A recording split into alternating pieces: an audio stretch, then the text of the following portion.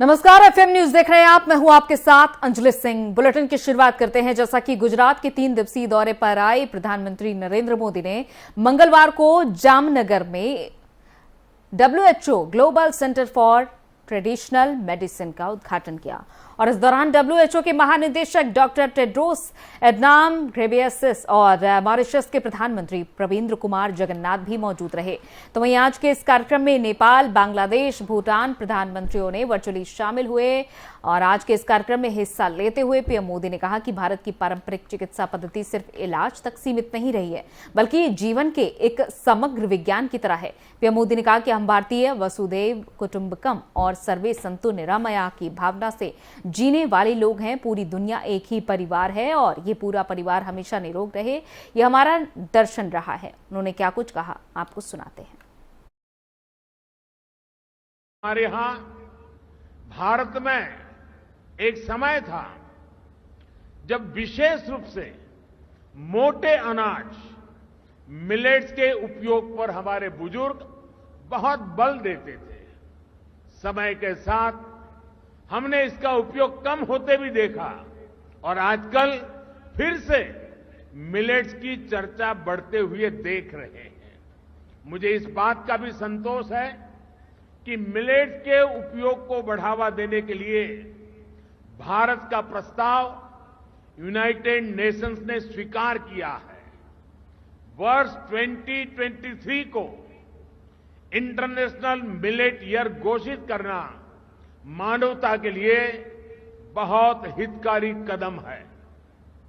Excellency, अभी कुछ समय पहले भारत में जो नेशनल न्यूट्रिशन मिशन शुरू हुआ है, उसमें भी हमारी प्राचीन और पारंपरिक विद्या को ध्यान में रखा गया है। कोविड-19 महामारी के दौरान भी हमने आयुष प्रणाली का व्यापक रूप से उपयोग किया। आयुष काढ़ा, इस नाम से आयुर्वेद आधारित काढ़ा खूब प्रचलित हुआ। आयुर्वेद, सिद्ध, यूनानी फॉर्मुलेशंस की ग्लोबली भी बहुत डिमांड देखने को मिल रही है। दुनिया के अनेक देश आज पैंडेमिक से बचाव के लिए ट्रेडिशनल हर्बल सिस्टम के उपयोग पर बल दे रहे हैं। साथियों, आयुर्वेद और इंटीग्रेटिव मेडिसिन के क्षेत्र में भारत के जो अनुभव है, उनको दुनिया के साथ साझा करना भारत अपना दायित्व समझता है। डायबिटीज, ओबेसिटी, डिप्रेशन जैसी अनेक बीमारियों से लड़ने में भारत की योग परंपरा दुनिया और मिशन 2024 को लेकर एक बार फिर से कांग्रेस ने ख्याली पुलाव पकाना शुरू कर दिया है और इस ख्याली पुलाव में तड़का लगाने के लिए इस बार कांग्रेस के साथ खुद को सियासत का चाणक्य मानने वाले चुनावी रणनीतिकार प्रशांत किशोर भी मैदान में हैं। बीते कुछ दिनों में कांग्रेस आलाकमान से प्रशांत किशोर की तीसरी मुलाकात है, लेकिन आने वाले दिनों में देखना होगा कि क्या पीके की रणनीति से कांग्रेस को कितना फायदा होगा। देखिए हमारी ये खास पेशकश। चारों खाने चित कांग्रेस को पीके से आस। क्या अब कांग्रेस में जान फूकेगा पीके फॉर्मूला? बिहार यूपी में एकला चलो, महाराष्ट्र बंगाल में गठबंधन करो। मिशन 2024 में कितनी कामयाब होगी पीके स्ट्रेटेजी? जी हां, अब चारों खाने चित हो चुकी कांग्रेस ने चुनावी रणनीतिकार प्रशांत किशोर की स्ट्रेटेजी पर काम करने का मन जरूर बना लिया हो, लेकिन मिशन 2024 को लेकर जो ख्याली पुलाव गांधी टीम बना रही है, इसके चकनाचूर होने के आसार ज्यादा हैं, क्योंकि भले ही कांग्रेस प्रशांत किशोर के सहारे 2024 का रण जीतने का सपना देख रही हो, लेकिन समय दर समय लोकसभा से कांग्रेस का सूपड़ा साफ हुआ है और हाल ये है कि सालों साल पूरे देश में राज करने वाली कांग्रेस अब उंगलियों की गिनती तक ही सीमित रह गई है। दरअसल मिशन 2024 को लेकर चुनावी रणनीतिकार प्रशांत किशोर की गांधी परिवार से खास मुलाकात हुई। इस दौरान कई घंटे तक हुई मीटिंग में प्रशांत किशोर ने सोनिया गांधी के सामने प्रेजेंटेशन दिया, जिसमें पीके ने रोड मैप में बताया कि पार्टी लोकसभा की 370 सीटों पर फोकस करने के साथ ही महाराष्ट्र, बंगाल और तमिलनाडु में गठबंधन, जबकि ओडिशा, बिहार और यूपी में एकला चलो की नीति अपनाए। ये भी कहा जा रहा है कि पीके के प्रेजेंटेशन से राहुल गांधी बेहद ज्यादा सहमत थे। प्रशांत का पहला सुझाव, 370 सीटों पर फोकस करे पार्टी। मीटिंग में पीके ने कांग्रेस को सुझाव दिया कि कांग्रेस लोकसभा चुनाव 2024 के लिए कुल 543 सीटों में से सिर्फ 370 सीटों पर फोकस करे। इनमें मध्य प्रदेश, राजस्थान, छत्तीसगढ़, कर्नाटक, केरल और गुजरात की अधिकांश सीटें शामिल हैं। सुझाव के पीछे की रणनीति, दरअसल 2019 के आम चुनाव में कांग्रेस 52 सीटें ही जीत पाई थी। पार्टी 210 सीटों पर दूसरे नंबर पर रही, यानी देश में लोकसभा की 262 सीटें ऐसी हैं जहां पर बीजेपी से कांग्रेस का सीधा मुकाबला रहा। इसके अलावा 2009 के आम चुनाव में कांग्रेस 350 सीटों पर पहले या दूसरे नंबर पर रही। पीके ने इसी को आधार बनाकर 370 सीटों पर फोकस करने का सुझाव दिया। पीके का दूसरा सुझाव, बिहार, यूपी और ओडिशा में एकला चलो। प्रशांत किशोर ने अपने प्रेजेंटेशन में कांग्रेस को दूसरा बड़ा सुझाव दिया कि बिहार, यूपी और ओडिशा में कांग्रेस अकेले चुनाव लड़े। इन राज्यों में लोकसभा की कुल 140 सीटें हैं। सियासी गलियारों में दिल्ली का रास्ता यूपी, बिहार से होकर जाने का मुहावरा प्रचलित है।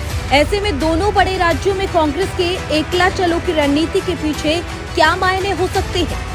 सुझाव के पीछे की रणनीति, बिहार, यूपी और ओडिशा में कांग्रेस के पास कोई भरोसेमंद सहयोगी नहीं है। राजद के साथ बिहार में मिलकर कांग्रेस चुनाव लड़ चुकी है, लेकिन लोकसभा में कोई फायदा नहीं हुआ। बिहार में 2020 के असेंबली इलेक्शन तक कांग्रेस राजद के साथ मिलकर महागठबंधन में चुनाव लड़ रही थी, लेकिन पिछले कुछ महीनों से दोनों की राहें अलग हो गई।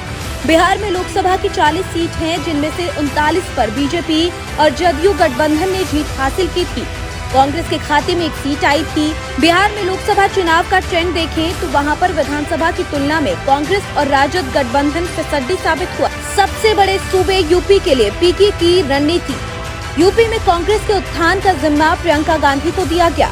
हालांकि प्रियंका 2019 की लोकसभा और 2022 के विधानसभा चुनाव में सफल नहीं रही।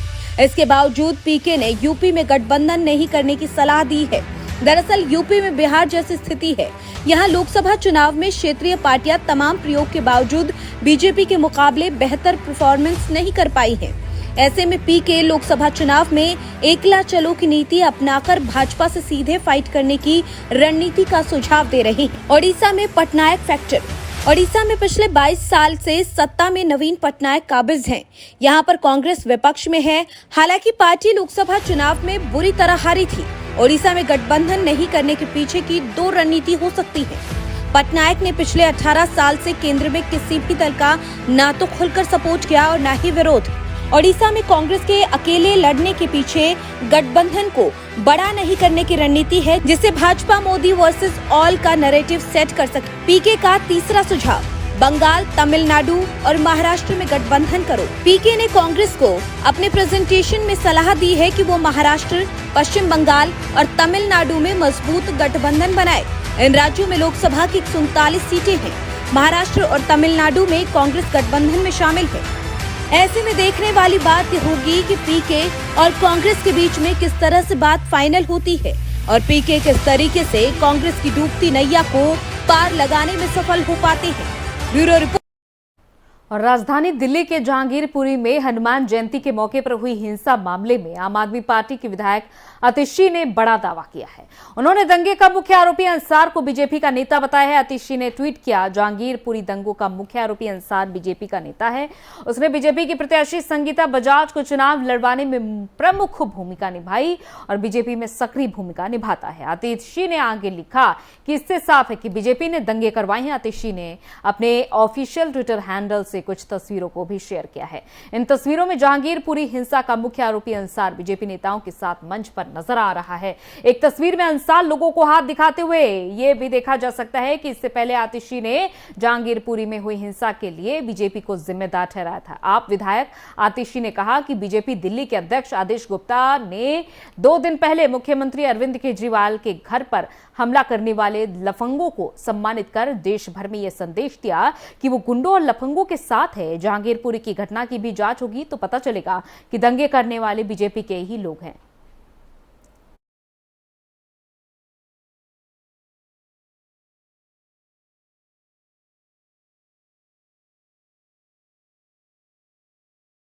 और दिल्ली के जहांगीरपुरी में हुए दंगों को लेकर आपने बीजेपी पर बड़ा आरोप लगाया है। इस बाबत आप विधायक सौरभ भारद्वाज ने क्या कुछ कहा, आपको सुनवाते हैं। कहीं पर कोई क्राइम होता है, कहीं पर कोई जुर्म होता है तो पुलिस अपनी तहकीकात कैसे करती है? कोई भी इन्वेस्टिगेटिंग एजेंसी किसी भी जुर्म की तहकीकात कहां से शुरू करती है कि इस जुर्म का, इस क्राइम का सबसे बड़ा प्राइम बेनिफिशियरी कौन है? किसी आदमी का खून हुआ तो इसके खून से किसको सबसे ज्यादा फायदा है? किसी के घर चोरी हुई तो इस चोरी से किसको सबसे ज्यादा फायदा है? अगर चोरी दिखाई गई मगर बेसिकली मर्डर किया गया तो इस मर्डर से किसका फायदा है? और हम ये बात पिछले कई सालों से कह रहे हैं और पिछली 16 तारीख से मैं रोज कह रहा हूं, सिर्फ दिल्ली में दंगे नहीं कराए गए। रामनवमी से लेकर हनुमान जयंती तक 7 राज्यों के अंदर दंगे कराए गए। महाराष्ट्र में दंगे कराए, कर्नाटका में दंगे कराए, गुजरात में दंगे कराए, मध्य प्रदेश में दंगे कराए, दिल्ली में दंगे कराए, सब जगह दंगे कराए जा रहे, केरला में दंगे कराए। इसका प्राइम बेनिफिशियरी कौन है? इन दंगों का फायदा किसको हो रहा है?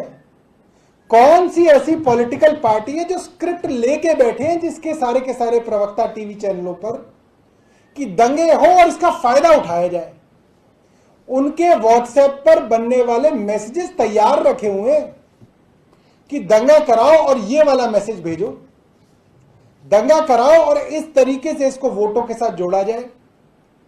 वो पार्टी है भारतीय जनता पार्टी। हर दंगे का फायदा सिर्फ और सिर्फ भारतीय जनता पार्टी को होता है और भारतीय जनता पार्टी के नेता, इनके केंद्रीय मंत्री, इनके राष्ट्रीय अध्यक्ष, इनके प्रदेशों के अध्यक्ष, इनके मेंबर पार्लियामेंट, हर पूरे देश में दिल्ली के जहांगीरपुरी में हुई हिंसा की चर्चा हो रही है और इसको लेकर विपक्षी दल केंद्र सरकार पर निशाना साध रहे हैं। दिल्ली में होने वाले नगर निगम के चुनाव को लेकर इस तरह के दंगे कराए जा रहे हैं और ऐसे हम नहीं बल्कि शिवसेना सांसद संजय राउत कह रहे हैं। उन्होंने क्या कुछ कहा है ये भी आपको सुनवाते हैं। 2 प्रमुख शहरों में देश के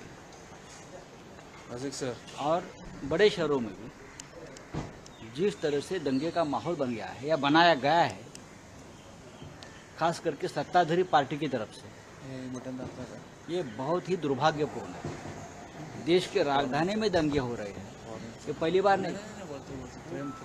दिल्ली केंद्र शासित प्रदेश है, यूनियन टेरिटरी है। सिर्फ वहाँ आप नगर निगम के चुनाव आने वाले हैं।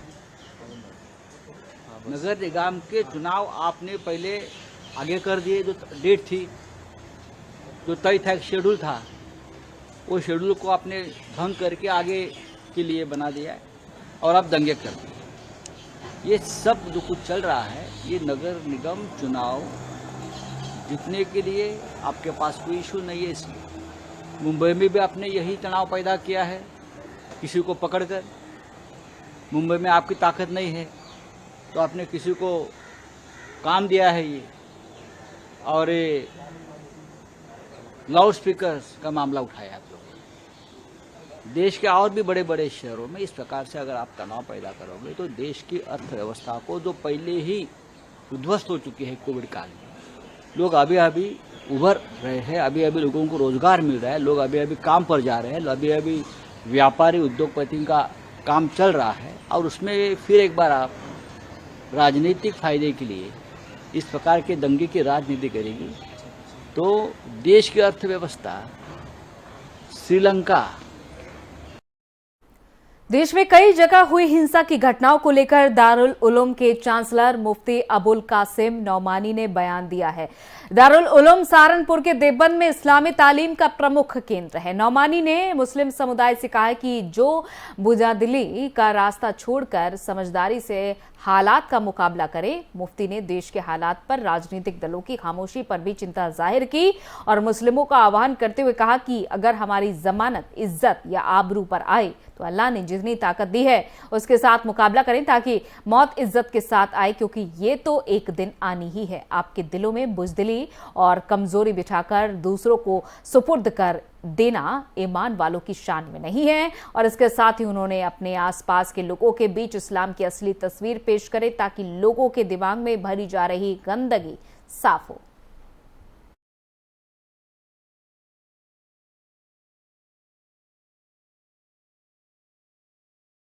उधर पुलिस ने 2 लाख के इनामी समेत 2 बदमाशों को मुठभेड़ में ढेर कर दिया है और आज सुबह दोनों पुलिस से छूटकर भाग गए थे। इसके बाद दोनों की पुलिस के साथ मुठभेड़ हो गई जिसमें दोनों लोग मारे गए। 2 लाख का इनामी रहा अकबर बंजारा और उसका भाई सलमान असम में मुठभेड़ में ढेर हो गया। दोनों भाइयों को मेरठ पुलिस ने 1 सप्ताह के पहले गिरफ्तार किया था। उसके बाद दोनों भाइयों को पुलिस असम ले गई थी। बता दें कि असम पुलिस ने दोनों भाइयों को 7 दिन के लिए रिमांड पर लिया हुआ था। वहीं मंगलवार सुबह असम पुलिस उनको कोर्ट में पेश करने के लिए जा रही थी और इसी दौरान दोनों भाई पुलिस से छूटकर भाग गए। इस बाबत मेरठ पुलिस ने क्या कुछ कहा, आपको सुनाते हैं। थाना क्षेत्र फलावदा में गोवध अधिनियम के मुकदमे में 3 अपराधियों को गिरफ्तार किया गया है। इनका नाम अकबर बंजारा, सलमान एवं शमीम है। इन तीनों अपराधियों में जो अकबर बंजारा है, इसके खिलाफ असम के कई जनपदों में कई मुकदमे दर्ज हैं और ये कोकराझार जिले से 2 लाख का इनामिया बदमाश है। इससे पूछताछ के लिए आसाम से एक टीम आई थी। इनके द्वारा बताया गया है कि ये 2 लाख का इनामिया बदमाश है। इसके द्वारा पूर्वोत्तर के सभी राज्यों में पशु तस्करी का एक सिंडिकेट चलाया जाता है, जिसमें पूरे पूर्वोत्तर के सभी राज्यों में कई पशु, भैंस एवं प्रतिबंधित पशु की तस्करी की जाती है और वहां से बांग्लादेश भी पशु तस्करी किया जाता है।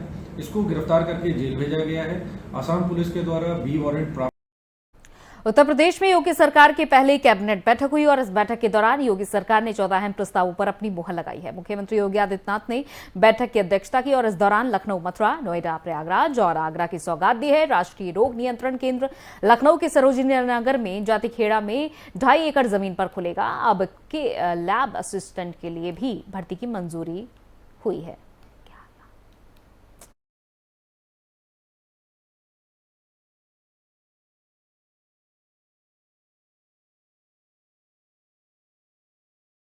कि किन किन 14 प्रस्तावों पर मुहर लगी है। लैब टेक्नीशियन की भर्ती को लेकर प्रस्ताव पास हो चुका है और 25% लैब असिस्टेंट को प्रमोट करने पर सहमति बनी है। गोपनीय विभाग में अपर मुख्य सचिव का पद स्वीकृत होगा।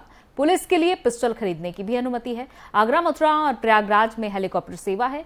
लखनऊ के रमाबाई अंबेडकर स्थल के बगल में हेलीपैड होगा और उत्तराखंड के अलकनंदा गेस्ट हाउस की जमीन पर नया पर्यटन हाउस बनेगा।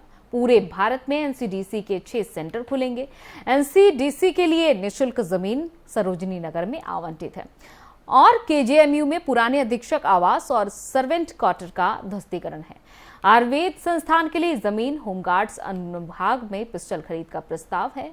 न्यायिक पदों पर दिव्यांग को 4% आरक्षण, बुखराया बिंदकी राजमार्ग का चौड़ीकरण, ये सभी कुछ आज के प्रस्ताव में शामिल रहा।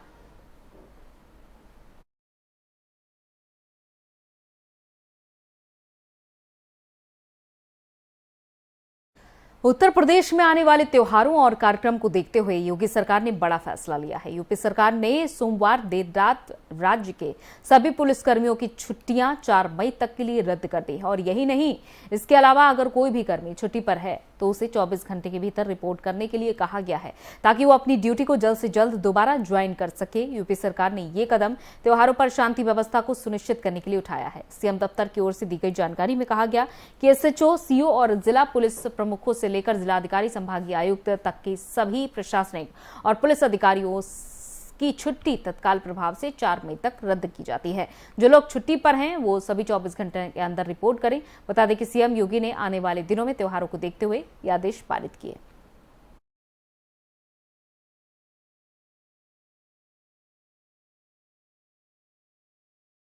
और उधर मस्जिद में लगे लाउडस्पीकर को हटाने को लेकर रुबीना खानम ने बयान दिया है। उन्होंने चेतावनी देते हुए कहा है, क्या कहा है ये आप सुनिए। आजकल हमारे देश में ये एक नई जंग छिड़ गई है कि जो मस्जिदें हैं, मस्जिदों पे से लाउड स्पीकर उतार दिए जाएं।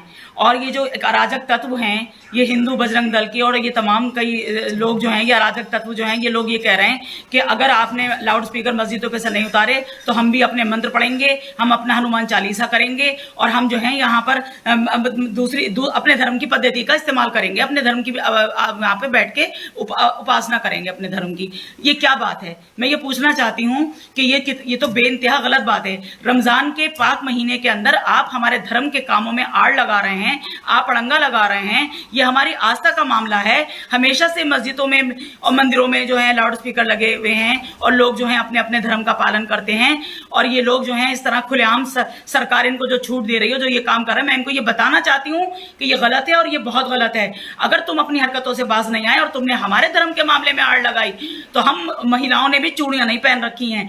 सैकड़ों की तादाद में महिलाएं, हम मोर्चा संभालेंगे और हम तुम्हारे मंदिरों के सामने जाकर के बैठेंगे और अपने कुरान का पाठ करेंगे। और हम महिलाएं शांतिपूर्वक वहां पर जाकर के, हमारा आचरण तुम्हारे आचरण की तरह नहीं है। हम शांतिपूर्वक जाकर वहां पर बैठेंगे और अपने धर्म का वहां पर जो है कुरान का पाठ करेंगे। और तुम लोगों को मैं समझाना चाहती हूं कि देखो, अपने अपने धर्म का पालन करो। अपने अपने धर्म की आस्था सबके साथ जुड़ी हुई है। दूसरे के धर्म के अगर तुम साथ खिलवाड़ करोगे तो इसका अंजाम अच्छा नहीं होगा।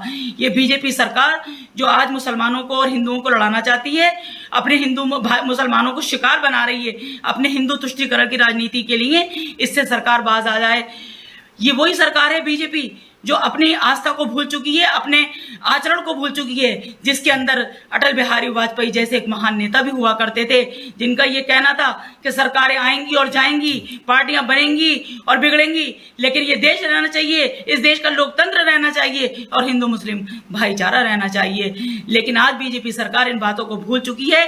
और मैं आपको बताना चाहती हूँ कि देखिए, आजकल मैं जहां इस वक्त हूँ वहां सामने बिल्कुल मंदिर है घर के, और मंदिर के अंदर सुबह शाम लाउड स्पीकर पे एक एक घंटे उनका अपना पाठ वो लोग करते हैं, अपने धर्म का पालन करते हैं, अपनी आस्थाओं का, अपनी पूजा पाठ करते हैं। हम लोगों को तो कोई इतराज नहीं है, ना ही किसी मुसलमान को इतराज है। मैं ये बताना चाहती हूँ कि मुसलमान समुदाय को छेड़ने की कोशिश न करें।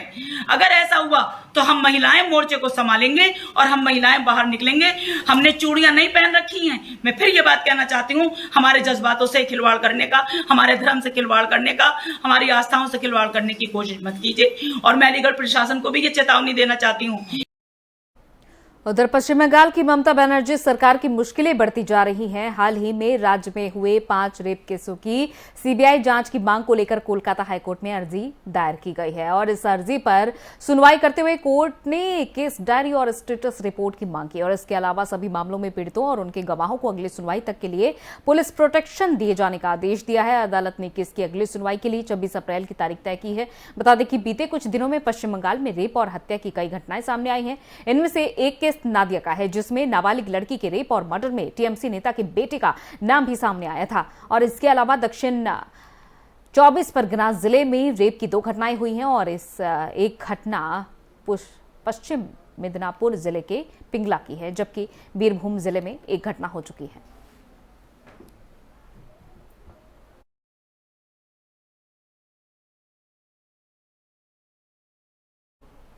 चलिए, इसी के साथ इस बुलेटिन में इतना ही। इजाजत दीजिए। नमस्कार।